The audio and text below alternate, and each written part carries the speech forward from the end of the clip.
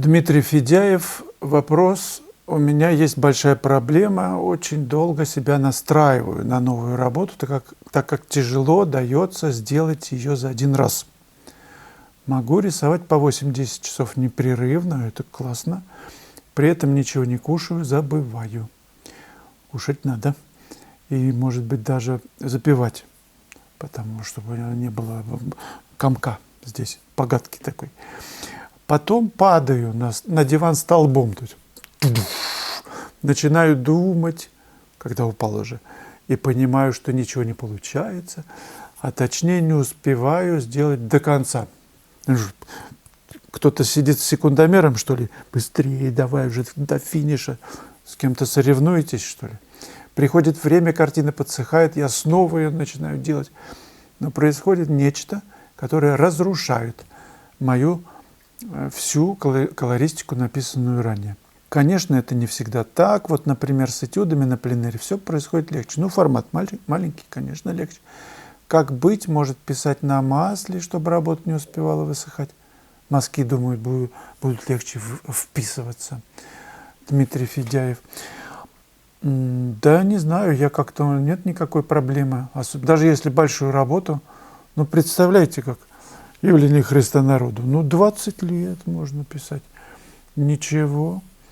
Но понятно, что ведет себя холст иначе, если ты уже по маслу пишешь, да? Но поскольку площадь большая, ты там написал, пока перебегаешь, она уже здесь подсохла. Пока перебегал на лестнице, значит, там подсохла. Мы же пишем картину одновременно. Ученые говорят, одновременно везде. Ничего. Колористику вы уничтожаете, написанную ранее.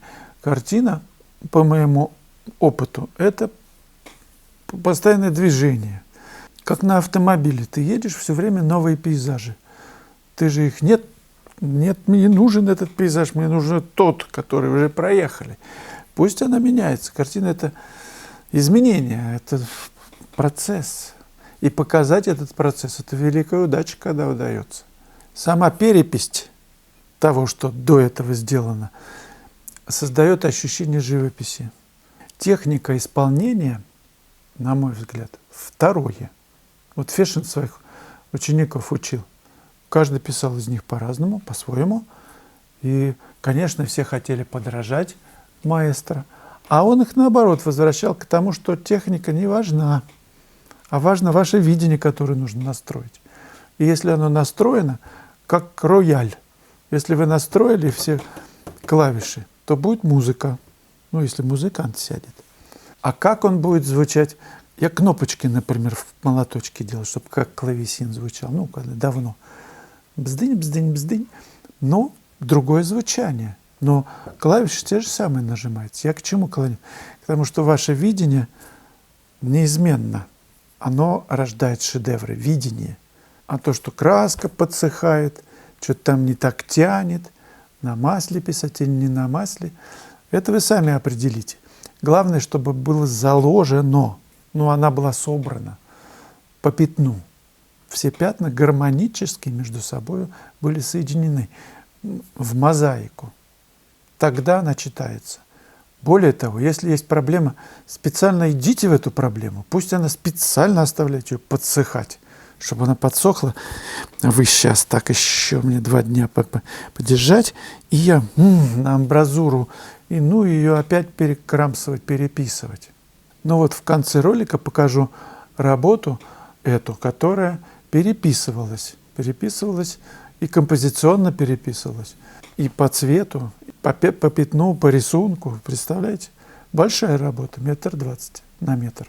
Ну, может, я чего-то, Дмитрий, не понимаю. Меня не волнуют такие проблемы переписывания. Это, наоборот, такое возникает эйфория такая, что ты вновь с этой работой дружишь, и ну ее переделывать. Переделка такая, завораживающий такой момент.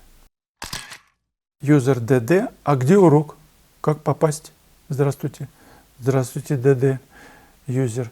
Ну, на сайт заходите, и там есть вкладка, значит, там 3 вкладки. Онлайн-школа, мои, значит, картины и что-то еще. Вы заходите в онлайн-школу, и там лента всех уроков. Просто прокручиваете ленту до нужного вам урока. И все, и смотрите, нажимайте «Купить», а там дальше платежные системы вылетают, как обычно. Главное попасть на сайт, а там вы разберетесь, и картины посмотрите, и уроки, все там есть.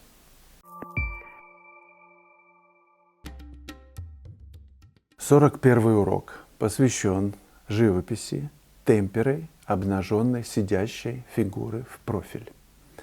Несложная по рисунку тема, но возьмите, пожалуйста, те, кто смотрит уроки, карандаш для того, чтобы вместе со мной изучить структуру этой фигуры, ее конструкцию. И только потом, когда вы убедитесь, что пропорции соблюдены, что все на своем месте, вы можете взяться за кисть и проработать нечто подобное темперой или гуашью. Есть определенные тонкости построения, конструктивного построения фигуры, об этом в уроке. И есть тонкости освещения модели. Общий заполняющий свет холодноватый, а по цветам теплый. Так и нужно писать ее целостно. Один план заполняющий, как бы боковую часть, холодновато, разделить все на холодный и теплый свет. Интенсивность холодного и в тоне, и в цвете можно варьировать. Также можно варьировать и интенсивность, насыщенность теплого цвета. Разделение на тепло и холод, когда вы пишете модель, когда ставите свет, очень помогает решению творческих задач. Надеюсь, что этот урок вам будет полезен.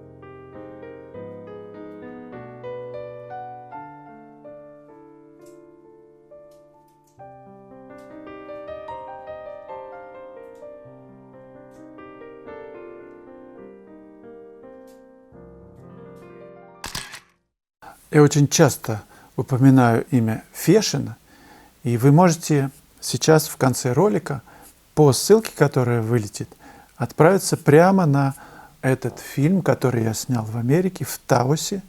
Называется он «Послание Фешина». Надеюсь, вы посмотрите, те, кто его не видел.